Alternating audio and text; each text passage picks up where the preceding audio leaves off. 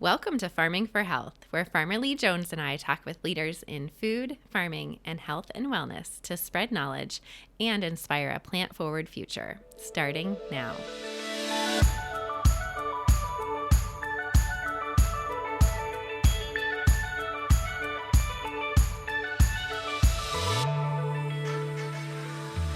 Welcome to the Farming for Health podcast. I'm Dr. Amy Sapola, and today I'm joined by chef, dad, and author Jack Zhang. Welcome. Thank you so much for being here. Hi, Amy. Thank you for having me. This is my Yes. first podcast ever, so very excited and a little nervous. Well, I'm honored and delighted that we are your first podcast. And I really wanted to first just find out, what led you into the culinary world and to become a chef? Well, it's kind of funny because I don't have any formal culinary training. I never went to culinary Wow. school. I graduated from college with a bachelor's in environmental science. Yeah. Uh, Actually, you're a pharmacy doctor, right? Uh-huh. Correct. So I actually was in pre-pharmacy for Okay. my freshman, sophomore year. My mom just kept encouraging me to go into pharmacy. It's like a very stable and great paying job. So, which I agree with, but I was in the program and I just could not keep up with everyone because I had zero interest. So I actually ended up switching to environmental science. And I graduated and I did like an internship for about like half a year and something. And I just really wasn't feeling it either. I didn't really know what I wanted to do. And then this was about the time when I met my wife. We met at a study abroad in Beijing, actually.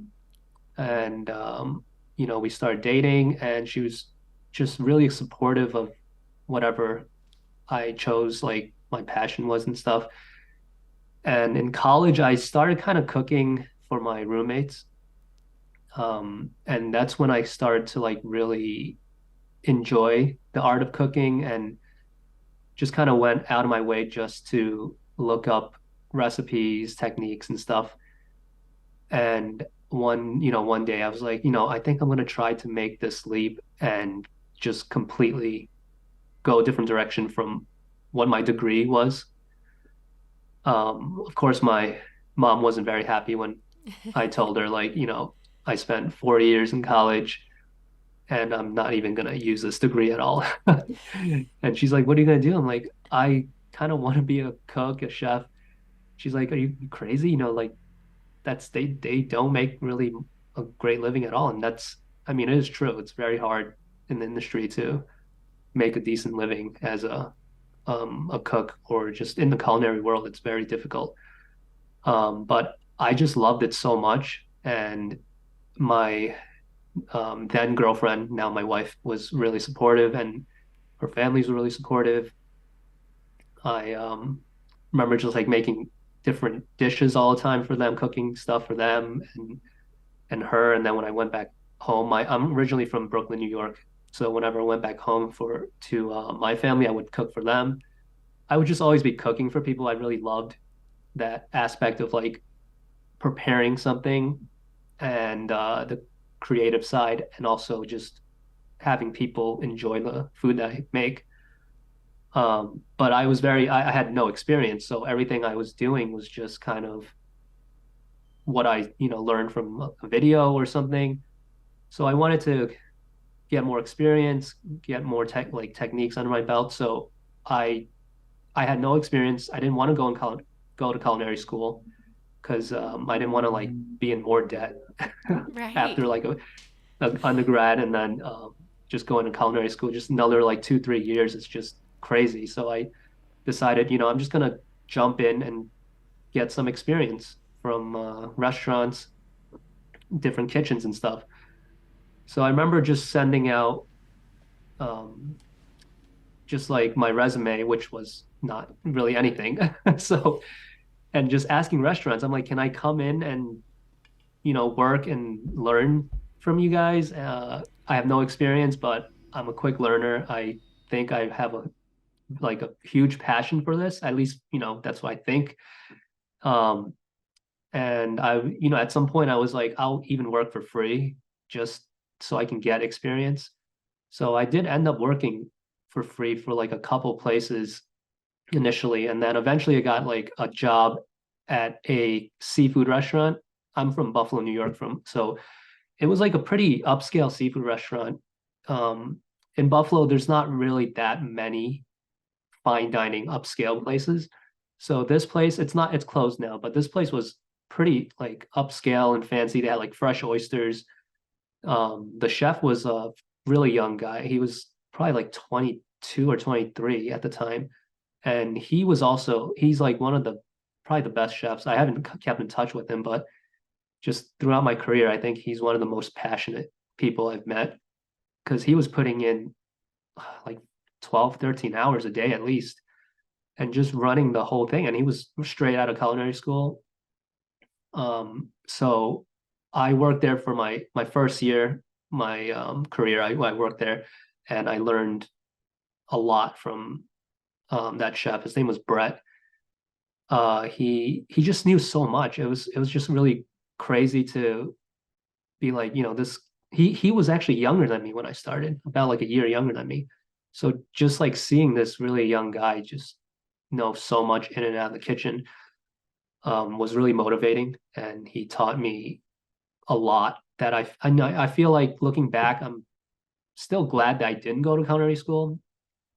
And I'm just really grateful that I ended up there as my first position because I feel like if you don't go to culinary school and then you go somewhere and work somewhere with for like a chef that's not as passionate, or just like a place that's kind of just there's not a lot of creativity, there's not a lot of like direction, inspiration, you can kind of get turned off really easily. So if I ended up somewhere there, I don't know, maybe I would have been like, this isn't really what I want to do.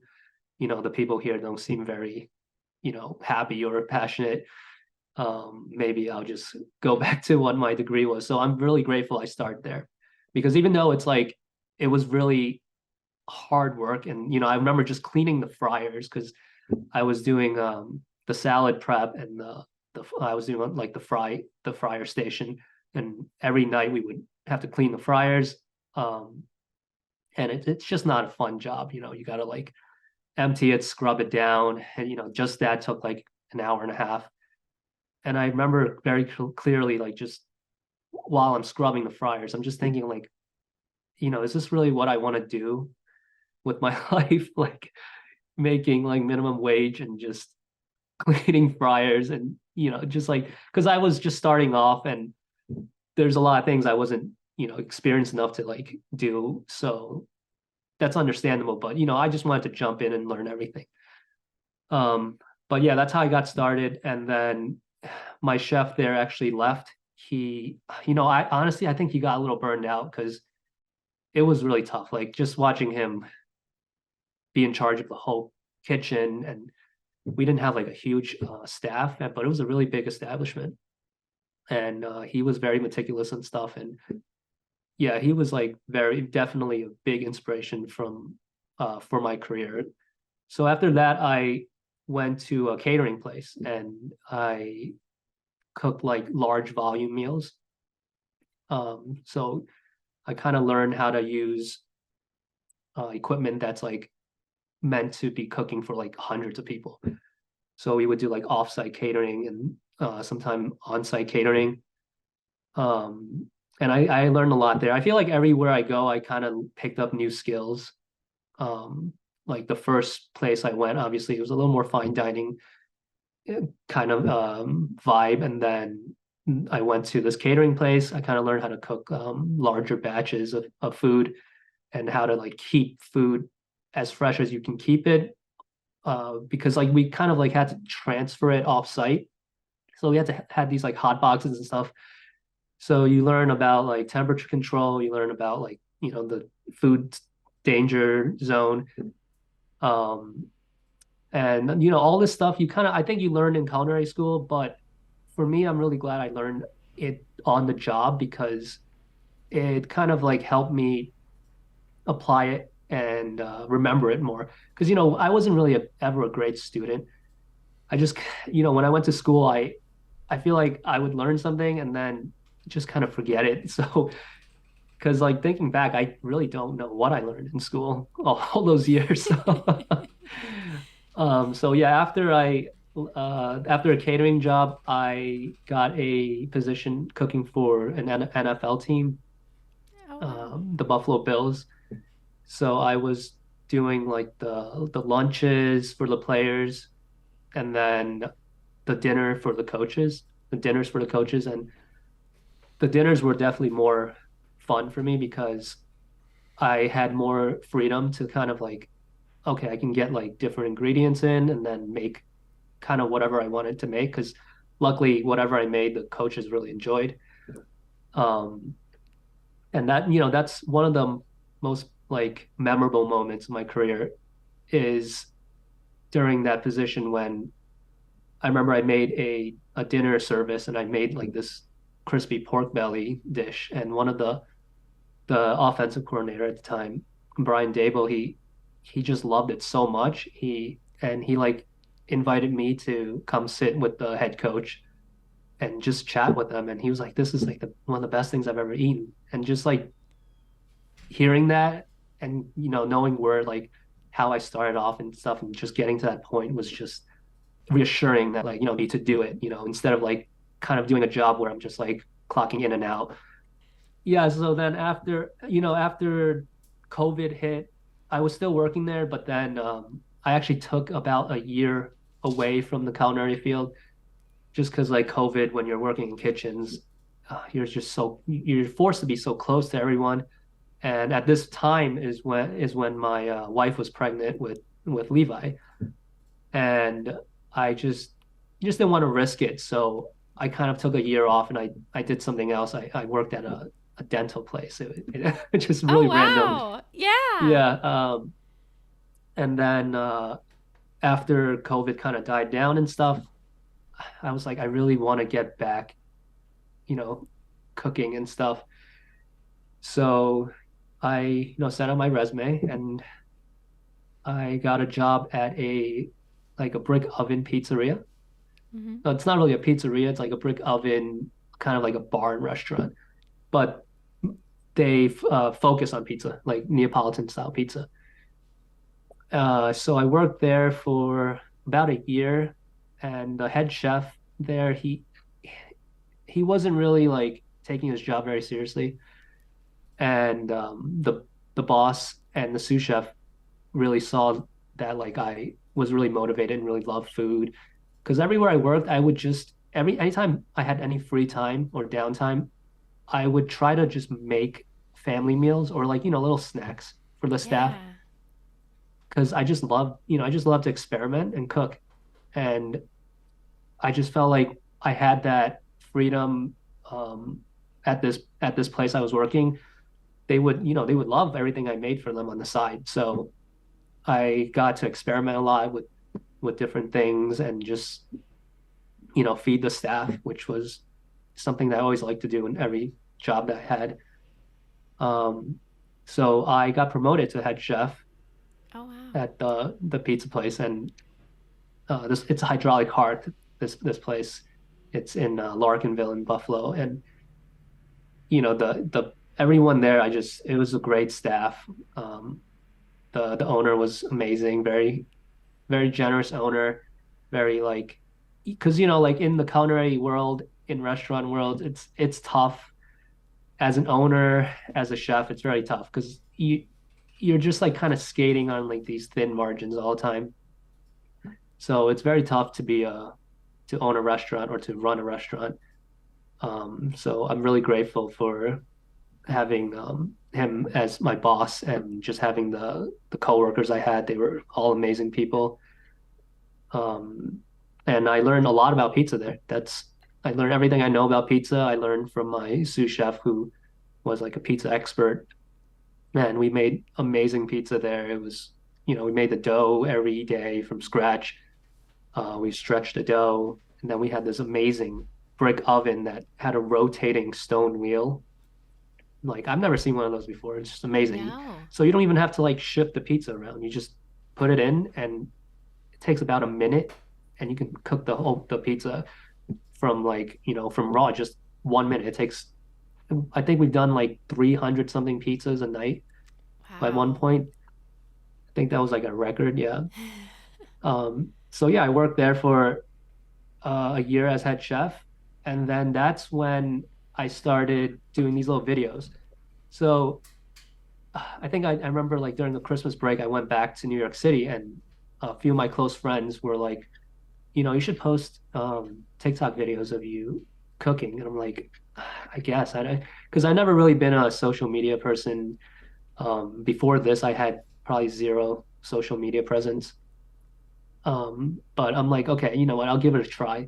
So I remember the first few videos, I was just using my phone and kind of like balancing it on top of a, a drawer or a cabinet, like right on top of my cutting board, so I can get this like top down view. Because I didn't have any equipment. I'm like, I'm just going to use my phone. So I did a few of those, and then I was like, okay, I kind of need like more than just cooking. I need to be cooking for someone because I never really like cooking for myself or just cooking for no, like nobody. Like, so I'm like, okay, who can I cook for?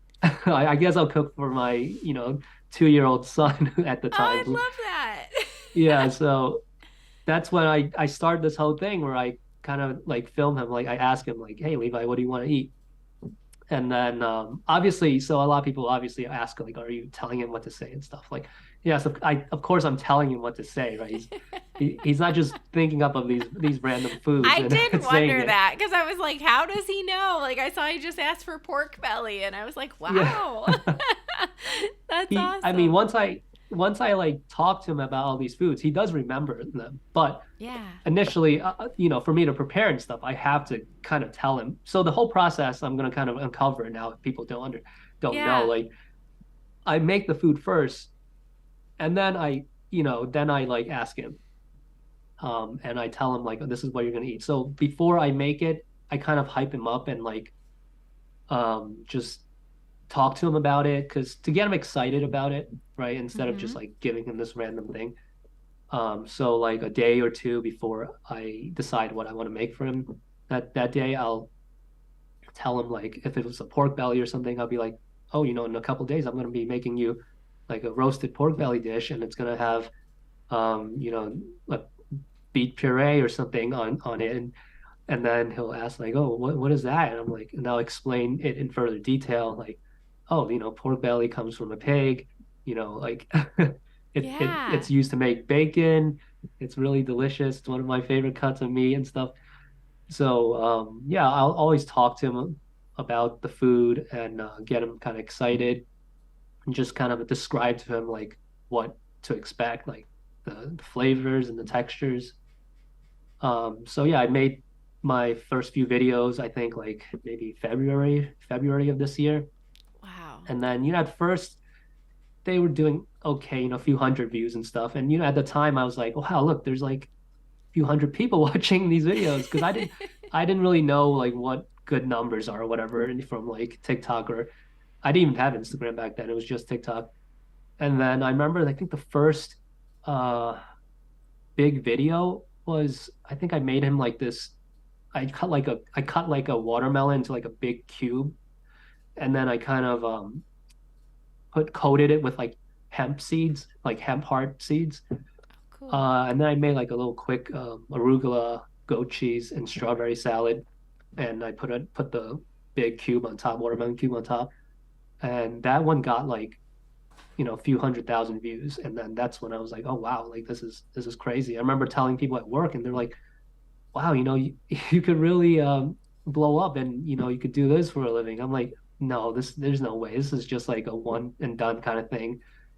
But I just kept continue making them the same format because it was working. So I would do like 2 or 3 videos a week, doing different dishes that I came up with, just introducing Levi to like different, you know, proteins, vegetables, fruits, just all kinds of things. I think that is tasty and stuff. So, um, and then I just kept doing it and, kept growing and growing. And at some point I was like, this is getting pretty crazy because like, when I start having like a few 100,000 followers, I was like, this is, I think there's, more to this that I can expand on.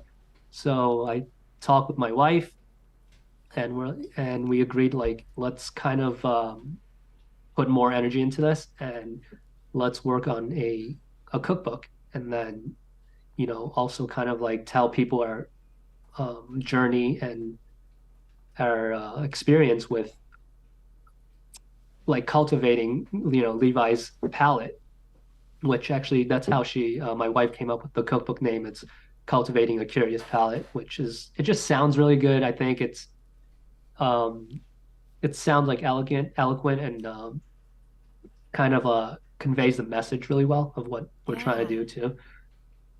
So yeah, once I decided to do that, I put in my 2 weeks notice at the pizza place, and my boss was really understanding, very excited for me. My coworkers were really excited, so I was very happy that they were supportive. I didn't feel like I was kind of like leaving them and like letting them down or something because they were so supportive.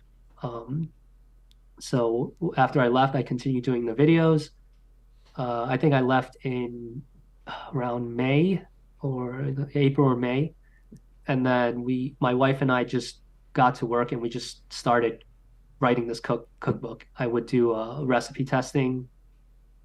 And then my wife actually wrote and designed the whole cookbook on her own because she actually is a writer. She loves to write, and she's had experience kind of like making books and stuff, but never really publishing it like this. But she had to learn like a whole new program on her own, and just Wow. yeah, and we did all of this on our own. We didn't want to like hire anyone for anything. We took all the pictures, we designed the whole book, we went through the whole self-publishing thing, and we never done anything even close to this. So it was definitely a learning experience, and um, pretty stressful at times because we were so confused on like, we thought we were doing something right, and then there would be like some sort of error or something that when we submitted the draft, it was just a lot of like little things that were kind of like building up to be like headaches and stuff. But eventually we did get it out, and we just released it last week actually. And it's been, a lot of people have given great feedback. Um, and little Levi is our model. Yeah. Yeah, like the cover of this, we staged all of this I love at a that. like a local like a park. We brought like all the food, we put it on a table, and then we took like a bunch of pictures of him just Oh. eating and looking cute. And Yeah. this is actually the first picture I took on Oh my my phone. gosh. We took like That's hundreds, and the awesome. first one was the best one. Isn't that how it goes? I mean, seriously, I think as parents we try so hard to get like the perfect picture, and I can't even imagine for a book cover, but sometimes it's just like, oh, the first one, we're good. Yeah, I So, know it's crazy, and we spent like 3 hours that day trying to do it, and it was the first one. oh, Um, that has to but feel yeah, it's been a so wild journey. Yeah, good to get that launched. And I saw the video announcing it on your Instagram, and it was so cute. And I'm so excited to read it. And I have kids too. And one of the things I think every parent's kind of asking is like, how do I not raise a picky eater? And I think that's why I resonated so much with what you're doing in your Instagram is like, oh my gosh, to think of raising a child with this curious palate. Like, it's just incredible. And so, can you tell me just like a little bit more about Levi and like maybe what a few of his favorite dishes over the last few months have been? A note from our sponsor. Farming for Health is brought to you by Farmer Jones Farm at the Chef's Garden. Farmer Jones Farm provides nutritious, regeneratively grown vegetables to home cooks nationwide. If you are searching for vegetables grown in a way that's healthy for you and good for the planet, try a curated box from Farmer Jones Farm. Get 15% off your order with the code FarmingForHealth15. Yeah, so Levi is extremely talkative. I mean, if you can, as you can see on the videos, we don't tell him any, like the only thing I tell him what to say is the meal itself, right? Like when I ask him what he wants to eat, that's really the only thing. And then when he's eating and reacting to it, we're just having a conversation with him as he's eating. We're just asking him questions like, what do you think of that? Like, do you like this? Do you like that? So he is definitely a very chatty boy, and his speech is very, very good. Like it shocks us sometimes on how well he speaks with us. Sometimes he answers questions better than I answer questions, I feel like. um so yeah, he loves to go outside. He loves playing outside. He loves to learn about electricity. So recently he's really like fascinated about how things work. He loves helping his grandfather like fix things. Cool. He's my grand his grandfather is renovating their bathroom, and he'll just like pop in and be like, can I help? Like, can I caulk? He knows all this stuff. That's And like he has his amazing. little tool, his favorite toys are always like little tools, shovels. He loves to dig for some reason. If you give him a shovel, he'll just dig forever outside. I don't know what it is. He just has a fascination with digging, like building things. Um, and he loves food, like Yeah. when he's not doing that stuff, he'll be like, I'm hungry, I want to eat something. What can I eat? Wow. So I think his favorite things to eat are definitely fruit. He Okay. loves fruit. Yeah, fruit is always, we can always get him to eat fruit. All types of fruit. We've introduced him to watermelon is one of my favorite fruits. Also, he loves watermelon as well, but he loves like all the berries. He loves dragon fruit. He loves like all types of different grapes. He'll so yeah, fruits and vegetables. Surprisingly, he loves vegetables too. Broccoli is something that if it's on his plate, he'll devour it first, and then he'll ask for more. I don't know what it is. He just really loves broccoli. How do you make it for him? Like, how do you prepare the broccoli so that he loves it so much? So with a lot of vegetables, for like little kids like this, it's you kind of want to make sure they're cooked pretty thoroughly. So I'll do it in different ways. I'll roast it, or sometimes I'll even just steam it, toss in a little olive oil and salt. As long as it's soft enough, he can really go to town and eat a lot of it. Um, but I think a big part of why he kind of likes all this stuff, I'm not sure, this is my theory, but when he was a baby, I made all his baby foods. Oh, So wow. from scratch. Yeah. So I made all these like purees, porridges, and actually, there's a few recipes in the cookbook on the baby foods I made. Um, I remember this one baby food puree I made that he absolutely like loved all the time as a baby. We would just keep feeding it to him, and he just wanted more and more. It's this rice, salmon, and peas porridge. So I really wanted to introduce like healthy fats in forms of, salmon for him. Um, but obviously it's hard to get kids to eat fish, let alone like babies, right? So what I did was I would just I wouldn't use salt or anything or to season the baby foods because they don't, babies don't really need any extra salt. So I would just kind of boil the salmon, some eat fresh or frozen salmon fillets, either boil it or steam it just to get it fully cooked. And then I would make kind of like a rice and pea porridge where you just kind of this is like it's like a Cantonese Chinese dish called kanji where you just boil, yeah, if you've had kanji, you just boil rice in water or broth or stock or something. And you can add other stuff to it, but the most basic is you just boil rice in a lot of water. It's like 10 to 12 parts water, one part rice.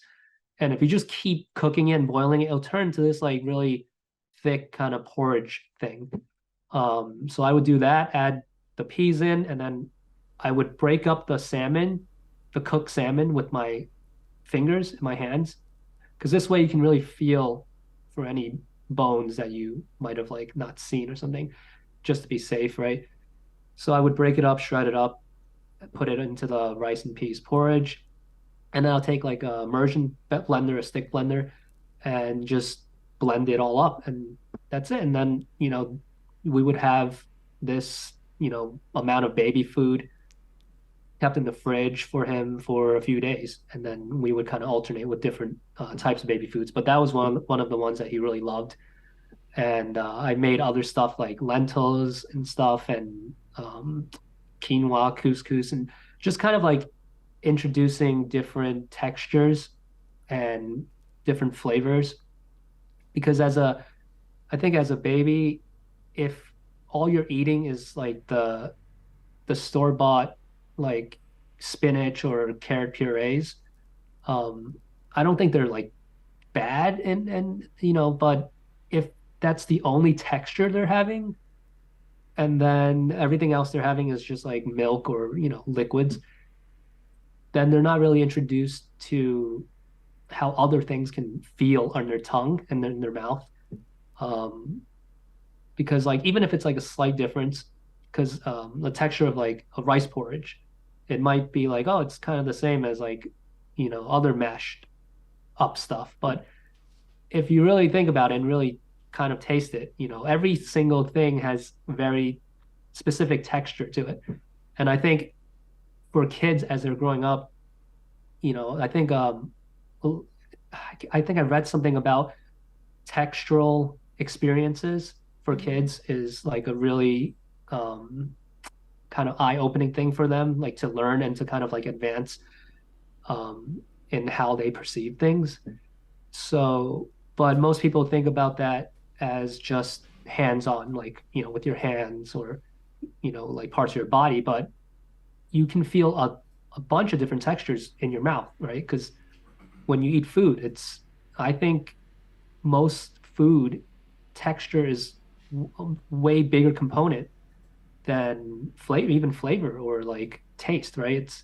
Texture is very important because if you think about it, why do some people like hate soggy fries, right? It's like fries are the same, they taste the same pretty much, but when they're crispy and when they're soggy, it's like a completely different thing they become. So I think texture is very important in getting like kids to, when they get older, you know, why are they not trying all these things? Maybe they're like, oh, that kind of feels weird in my, like as a texture. So the younger you kind of expose them to like, oh, there's all these different types of textures. You don't have to be like worried. They taste great, and there's just so much out there for you to explore. So I think that really helped kind of kickstart his palate and his adventurous, eating. Also, another thing I did was I introduced Greek yogurt to him, just unflavored Greek yogurt, and as a baby. So for whatever reason, he really loved that too. Like I don't know if it works for every baby, but he absolutely loved it. So we would feed him a lot of Greek yogurt, and then Yeah. to this day, every morning he eats Greek yogurt. That's It's one of the great. things he asks for. Yeah, like now there'll be like the fruit flavored ones, some of the with the fruit on the bottom. But he when he was a baby, he was eating just the unflavored one. And yogurt has a bunch of probiotics that can really help with your gut biome, and I think that kind of kickstarts your kind of healthy appetite, and um, I think it kind of takes away like food aversions and stuff. Maybe I'm not sure. I'm just kind of like guessing or just kind of stuff on what I read and about like gut biome. So we try to like feed him like stuff that has a lot of probiotics, a lot of healthy fats, and then just like a balanced diet of like fruits and veggies. I love that. What a great way to raise a child. And I really appreciate kind of that. I think you highlight like babies don't necessarily have to eat like standard baby food, right? And like they can have an expanded palate even at that early stage. And then like now he's 2 or a little over, and like 2.5, yeah. he's able to eat the same foods as an adult. Because so often I see kids go out to restaurants and like the kids menu is like this very limited menu of things that Yeah. like aren't necessarily the healthiest choices for No, children, yeah. and aren't very nourishing, right? And so I think it's really cool to like, I think your Instagram and YouTube and all of the things just demonstrate like, yes, children can eat more than just like hot dogs and french fries, right? And so I think that's so cool that he has such an expanded palate and that you're taking the time to cook that way for him. Is there ever like, what do you do when he doesn't like something? I mean, most of what I've seen, like he'll kind of taste stuff and like put it down or like set it off to the side. But like, has there ever been a time where he's just like, I'm not eating any of this? Yeah, so a lot of the herbs I use for garnishing, like the raw herbs, like raw sliced scallions or basil or whatever, just like anything that looks like a green leaf or what, once I give it to him, he'll be like, I don't really like this, and then he'll pick it off. And stuff like that, I'm like, okay, that's fine, because even there's a lot of adults that don't even like that. Yeah. Yeah, so that's like, we'll try to encourage him, like, oh, give it a try. And he's very good at giving everything like one taste at least, like at least he won't just completely flat out reject it. He'll give it a try and he'll be like, no, I don't like it. Then we're like, okay, that's fine. But I think mostly it's just like raw onions, like stuff that's kind of understandable, like that he might not like. Um, what else to say? He usually goes for like there was a point where he didn't really like the proteins that I had, like the meats that I had in his dishes. But I think he goes through kind of phases, like all children kind of do. They go through these phases where like, oh, I kind of really love rice. Like now, like he'll just want to eat rice or bread or something. Um, so there's definitely these phases where he goes through where he'll like enjoy a certain part of the dish more. But we always kind of encourage him to be like, this is like a whole dish. Try to eat all of it. I do give him, I guess, the portion size sometimes. If you've seen the videos, they're a little big for a child. Just because of the way I'm plating it and stuff. It's like if you're giving like a teeny bit, it just doesn't really look right. So it's understandable that he can't always finish everything on his plate. It's fine. Like we understand, and if he doesn't, I try to really emphasize like, okay, like I don't want to let this go to waste, so I'm gonna eat it for you. So I'll eat it in front of him, like finish it, and be like, you did a great job trying to finish all your food and giving everything a try. Um, but in terms of like even going out to restaurants or anything, he'll really want to eat what we eat. So we never really order from the kids menu for him because if whatever we're going to order, he's going to be interested anyways. He's going to ask us like, I want what you're eating, I want what mama's eating. Um, so he's very adventurous in that case, but I don't want people to think that he only eats healthy stuff because he has occasional McDonald's sometimes, when we're in a rush, when we're out and stuff. Like it's not like we don't ever eat fast food, right? I don't think the point that we're trying to instill in him is that you can't ever have it, right? Like we don't want to be putting these like crazy restrictions. I think I kind of want to teach him more so of like this self discipline kind of thing with eating healthy because I feel like it's always this constant battle between yourself, right? When you're choosing what to eat. So I think if he can learn how it makes him feel, I think if he can learn like how certain foods make him feel, if we can tell him like, look, you had a lot of sugar than you do normally today, you're gonna be super hyper and you're gonna like crash later or something. Just kind of like telling him like maybe I don't know if it's gonna stick, but stuff like that I feel like is better than just being like, no, you can't ever have it. Like, no, that's just bad for you. So we try to explain things like, like sugar's okay once in a while. I mean, it has no nutrition, no value at all, but it's impossible to like stay away from and I don't think that's really healthy anyways to just restrict yourself all the time and not have this healthy balance.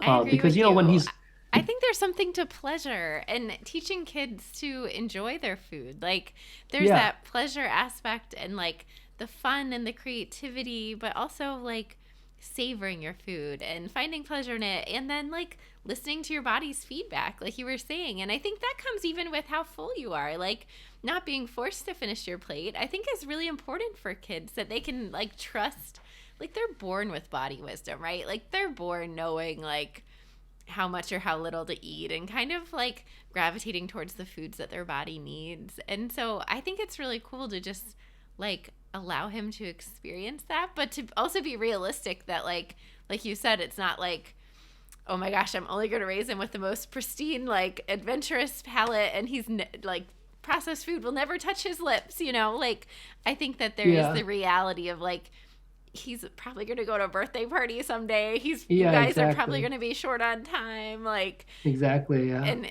yeah. And social media, I think sometimes is sort of that way. Like if I hadn't talked to you, I would be like, wow, he cooks for him every meal like that, like yeah. that's crazy. That's so intense. So yeah, I think that's really cool. Yeah, because I mean, if you think about it, when your kids grow up, right, they have their own lives, they make their own decisions. If if for whatever reason when they grow up, they feel like, oh, when I was young, I was never able to have any of this. Now I'm just gonna go crazy and have as much as I want. You can't really control it. So I think of my idea of like a healthier way to do it is kind of instill this almost like a self-reflective, right, Mm-hmm. trait in them where like they know that okay, if I have something like this, I might not feel the best or it's not the best for my body, but this is once in a while, a special occasion or a little treat for myself or a little reward. I think that way you can kind of foster a better relationship with food instead of like just like feeling terrible and then just keep doing the same thing and then feeling terrible and then just have this constant loop, and not really understanding like your your whole battle with it because it is really a battle, right? Just because in our day and age the easiest foods to find are the ultra processed foods. So Mm-hmm. it's really hard to completely stay away from it. And if that's your mindset, you're going to have a very difficult, time dealing with it because consistency is really the key. It's not really like, okay, I'm going to not do this for a month and then the next few months I'm gorging on all this terrible food. It's better if you kind of balance it throughout your life, right? And then just kind of keep battling this battle of like I want to eat healthy and then maybe I'll like snack a little here and then just kind of like having this understanding. um, I think it's just a healthier way to go by it, and hopefully it sticks with him. Yeah. But yeah. I think that's super healthy for kids. I think being able to trust themselves instead of someone external is so important. And there's too much like diet culture all around us, right? And too many like experts who will tell you they need to eat this way or that way. Recently, I was just looking at this study from like 1939, and it was about Clara Davis, who had orphans in an orphanage. And basically, every day she had like, I think it was 15 orphans, and every day she provided between the 3 different meals, 33 different foods for them to choose from without any guidance. Like they literally just had to pick whatever they wanted to eat. All 15 kids chose different things, but they were all relatively healthy foods. So there was like guardrails kind of, but they all chose different things. They all ate different amounts of them, and they all grew up to be perfectly healthy, well-nourished children. And she's like her part of what she talked about was like 24 hours before a child was going to get sick, she would see loss of appetite. 48 hours, or 12 hours before their fever would break, she'd see return of appetite, like things like that. And I'm like, there was so much wisdom in just like that simple study that maybe they couldn't do today. But I think it was really incredible that just simply trusting that the children, even though they're so young, they were infants, like they were 6 months to, she followed them for 6 years, I think. But the nurses were instructed to wait with a spoon until the child opened their mouth, and only then they could give them food. Like, it was very rigorous, but it was so incredible. And the kids were picking stuff like liver and bone marrow and, stuff that, like, we don't necessarily associate with, like, oh, kids are going to love this. And they were self-selecting, like, that sort of stuff. And vegetables and fruits and orange juice. Like, one of the examples she said was, like, one child had like a liter of orange juice and liver one day for breakfast, but they probably needed some iron. I don't know. So I think that's really incredible. And sometimes we get away from like that dietary wisdom of our own bodies and start thinking all external and worrying about what the latest fad diet is and whatever. And I think part of what I see in what you're doing as well is like bringing cooking into the home. And like, even though you're fancy and you make really fancy meals, like cooking for your children, like there's so much sharing and like community and like just even spending the time to like ask him questions about like, how was the meal? Like, what's your experience? How do you like it? That sort of stuff. I feel like that's really important as part of our food culture as well. Yeah, I think so too. I think it's how I was raised was probably very influential on how I deal with food now, because I was pretty much raised by my grandma and my mom, and my grandma would always be making really fresh gourmet meals for me and my sister growing up.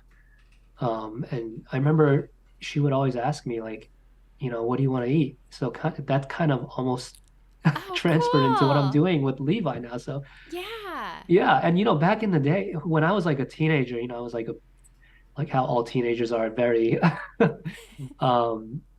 very just what's the word? Just like it's just like, oh, grandma, stop asking me. I'm doing something else, like, and by looking back, I'm like so blessed to have, such a nice grandma that's like always making these great meals. And she was a great cook. And she would always go to the market and get all like these fresh fruits and vegetables and meats, and prepare, like 5 or 6 different dishes for dinner. It's just really amazing, like almost every night. And I think that's really where I got this, like wanting to cook for people, just subconsciously just followed me into adulthood. And this is really what I like to do now. And yeah. Oh, that's so cool. I love to see how that has followed you through.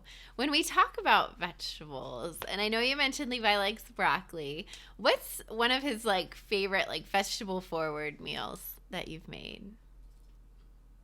Let's see, vegetable forward.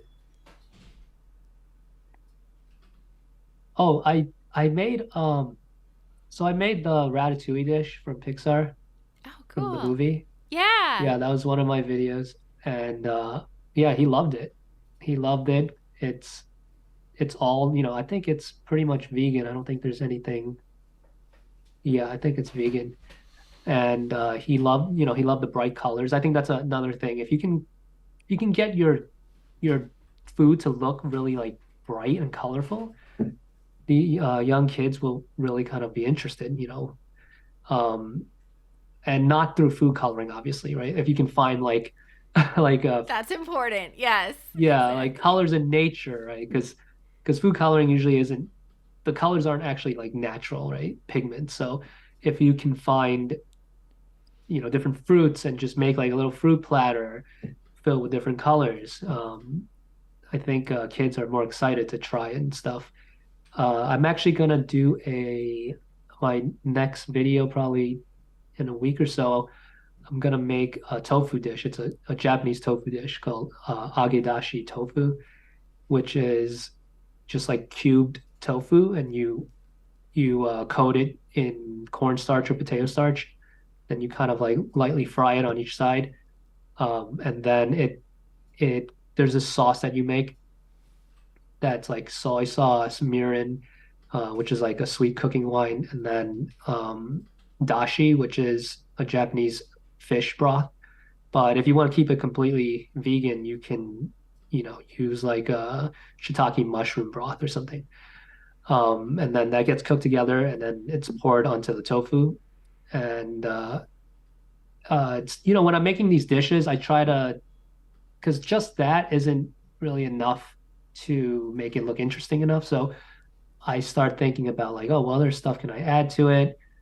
What would go well with it? What would add more color? Because right now it's just some fried tofu and some, black sauce. So, and then maybe some garnish. But I was thinking I'm gonna do like a seared eggplant. So some seared pieces of eggplant and then some shishito peppers, maybe like Oh, charred yum. shishito peppers. Um, and yeah, I think he loves tofu right now for some reason. So like what I was saying before, he goes through kind of phases. He loves tofu. Like whenever we have anything with tofu in it, he'll just eat all the tofu right now. So I'm like, okay, I'll try to make you a tofu dish next time. Yeah. Um, yeah. And then in terms of other vegetables, let's see, broccoli, cauliflower, corn, although corn isn't really that great, I would say, especially the corn we have nowadays. It's just all little sugar capsules pretty much. Um, what else? Beets, he's okay with beets. Maybe it's a little too earthy for him, maybe. Um, Cucumbers, tomatoes, um, there's so many vegetables. The I know. the leaf. Oh, kale chips. He loves kale chips, and I think kale chips. I feel like is a great way for you to get your children to eat kale, and it's super easy. You just get big stalks of kale, wash them, and then just break them up with your hands, off the stem. Just have the leafy part, and then just rub in olive oil, really good. You want a good amount of olive oil to really coat all the kale, and just a little bit of salt, and that's it. And just spread it out on a baking tray and bake it at 350 for like 20 something, 20-ish minutes. And that's pretty much it. You take it out, and they're like these crispy little snacks that, even I have kind of trouble to, snack. Like I would just keep snacking on them too. I would eat so much of them. Um, just because you have like this crispiness and a little saltiness. Um, and then the kale taste isn't like too strong anymore after you roast it like that. So yeah, if parents wanna try, introducing more vegetables, I think that's a great easy way to start off because it can be like you could put it in a little snack cup. They can just snack it on the go. You can do it like as a trail mix or something. I think that and kale is great. Kale is a great food. Um, what else? And just we dehydrate fruit sometimes, so we can kind of snack on those on like little hikes or you know. But yeah, he likes a lot of vegetables, Yeah. surprisingly. That's great. And I think it's just that exposure and like it's what's available. I do that kind of at home when my kids come from home now from school.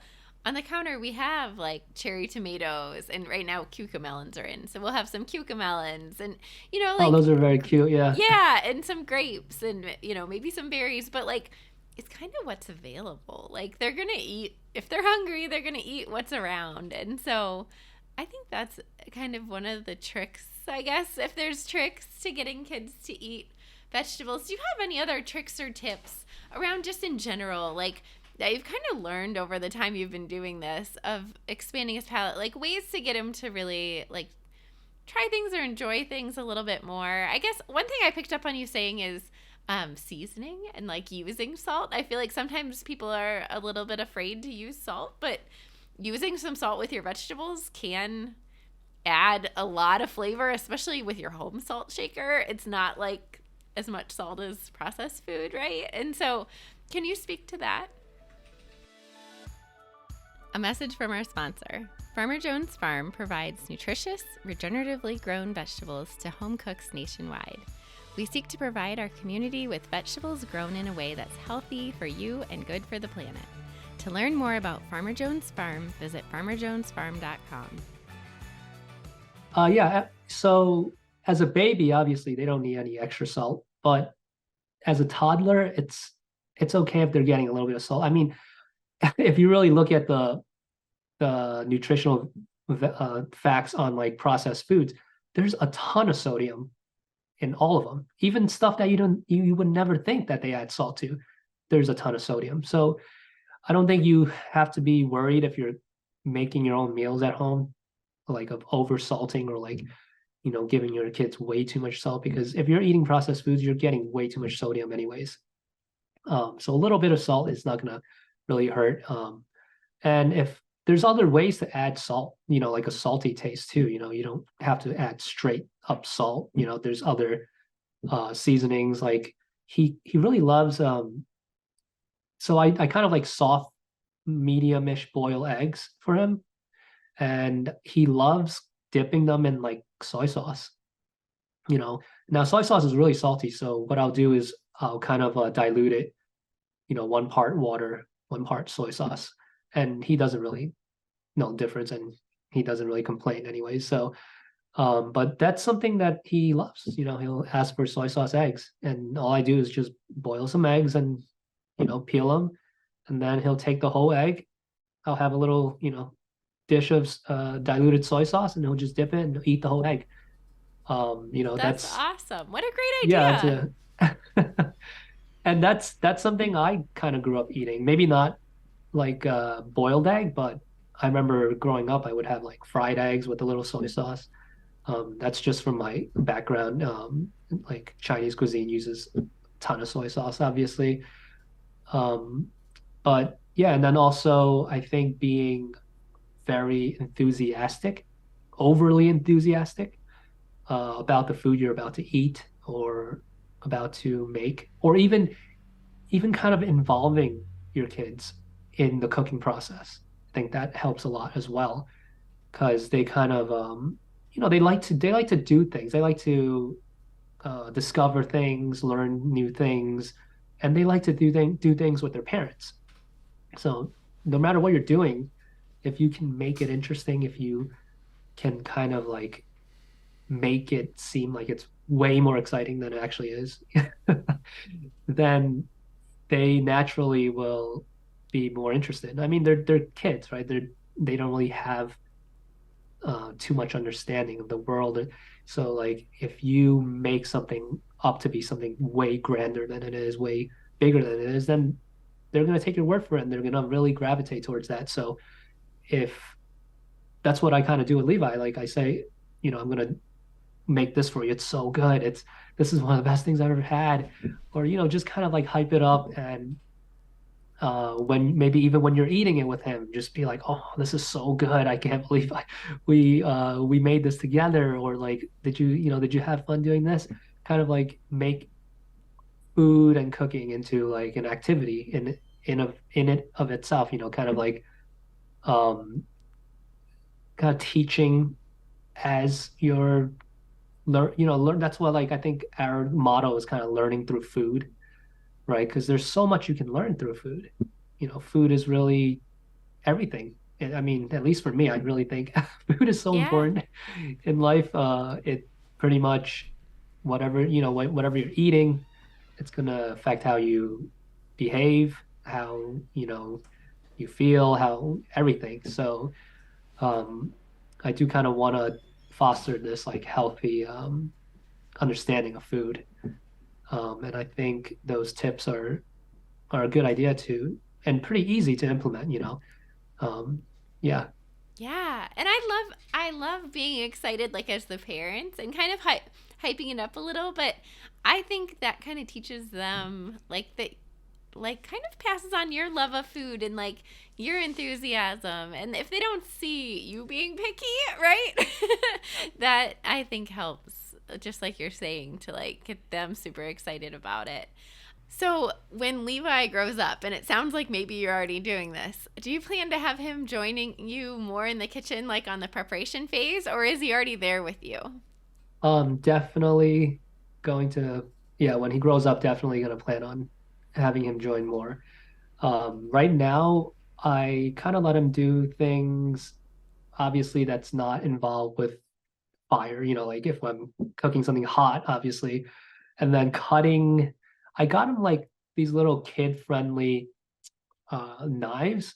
So he kind of practices on his own. Sometimes I'll have him cut like something soft like bananas or cucumbers, just kind of teaching him the right way to hold the knife and stuff.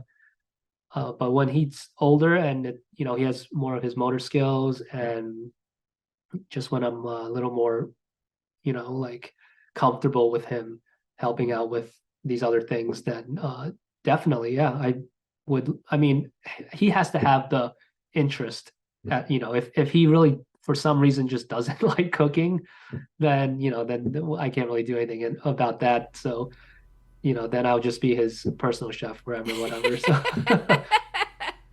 Oh, but if he loves it, then that'll be great. That'll be something we can do together, and he can help me make all these different foods, and then maybe we can prepare stuff for his mom instead, yeah. or yeah, have him do little meals and ask his mom what she wants to eat. Oh, that's so cool. I love that. Good. So, all right. Our podcast is called Farming for Health. When you hear the words farming for health, what does that mean to you? Well, I think farming is that's how we get our food, right?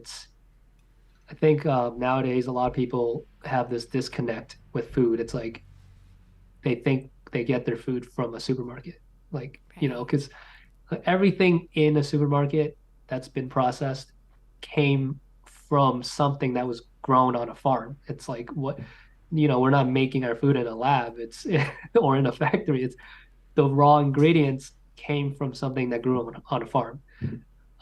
So farming for health, I think nowadays with all this mass farming, it, you're using a ton of pesticides and degrading the soil, because I know you guys talk about regenerative farming a lot. Mm-hmm. Um, I really think as a chef, if you can get ingredients that have just been grown the right way and not like rushed or like, modified in a way where it's like, okay, we can get this, get the shipment out as quick as possible, you can get better products.